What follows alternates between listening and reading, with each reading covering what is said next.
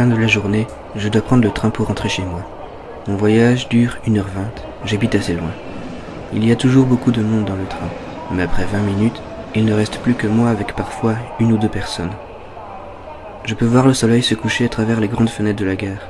Il va faire nuit dans peu de temps. Au micro, on annonce l'arrivée de mon train. Je me rends sur le quai pour l'attendre.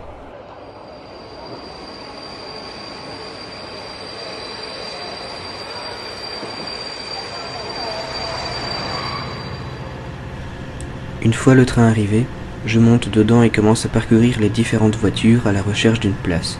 Malheureusement, toutes les places semblent être prises. Je décide alors d'attendre les 20 minutes debout. Je trouverai une place quand tout le monde sera descendu. Au premier arrêt, il n'y a jamais grand monde qui descend à part quelques personnes. Au deuxième non plus. Ce n'est qu'au troisième arrêt que le train se vide. Le moment pour moi de choisir ma place parmi tous les sièges vides. Je choisis directement la première place à côté de la porte de la voiture et me place près de la fenêtre. Je prends mon cellulaire et regarde mes emails. J'ai 7 nouveaux messages. Une amie me demande si je peux lui envoyer la copie de mes notes de cours pour compléter les siennes en échange de son aide pour ma présentation orale de ce vendredi. Je lui enverrai ça une fois rentré chez moi. Le second message, c'est mon cousin qui prend de mes nouvelles. J'ai perdu ma connexion internet. Je tente de me reconnecter. Impossible de me reconnecter. La connexion Wi-Fi du train a sans doute un problème.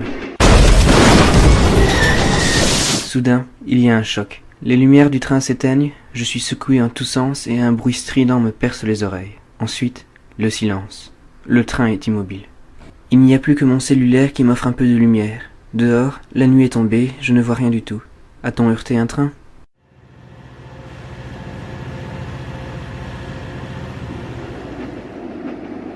Au moment où je décide de me lever et d'aller voir ce qui se passe, les lumières se rallument et le train redémarre normalement, comme si rien ne s'était passé.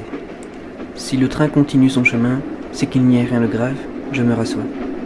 Dehors, c'est le noir total. Je ne vois absolument rien à part mon propre reflet sur la vitre. 1 heure vient de passer, je vais bientôt arriver à destination.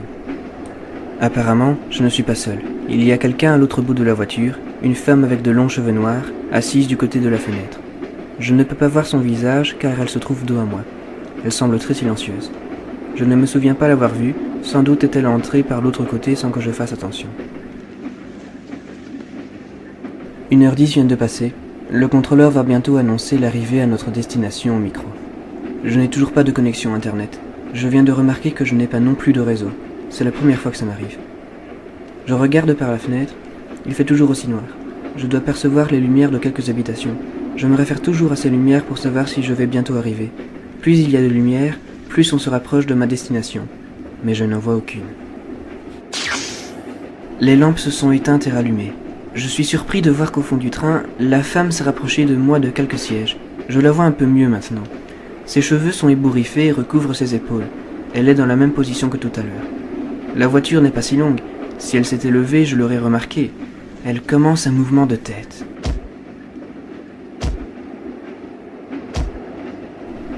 Elle se cogne la tête contre la vitre.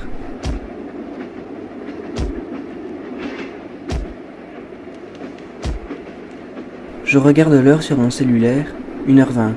Le train devrait ralentir, mais au lieu de ça, il semble continuer à la même vitesse.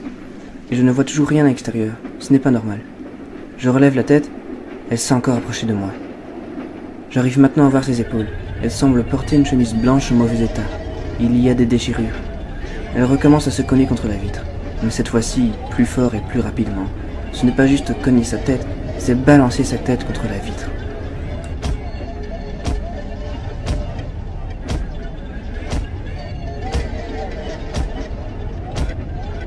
Je commence à m'inquiéter. Pourquoi fait-elle ça ? Je me lève et m'en vais dans la voiture précédente.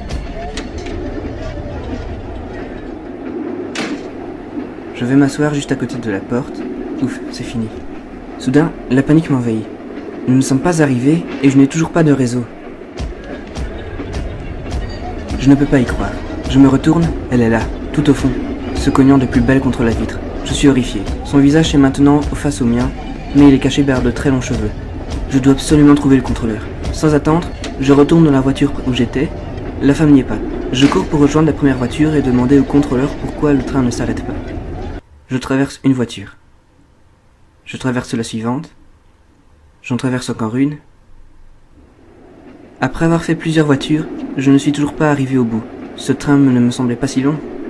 Mais après 10 minutes, je commence à me rendre compte de la situation. Ce qui se passe n'est pas normal. Je m'assois sur un siège, la panique s'empare de moi. Je suis coincé dans un train interminable. Impossible d'appeler qui que ce soit. Je me retourne. Elle est juste derrière moi, se frappant violemment contre la vitre du siège arrière.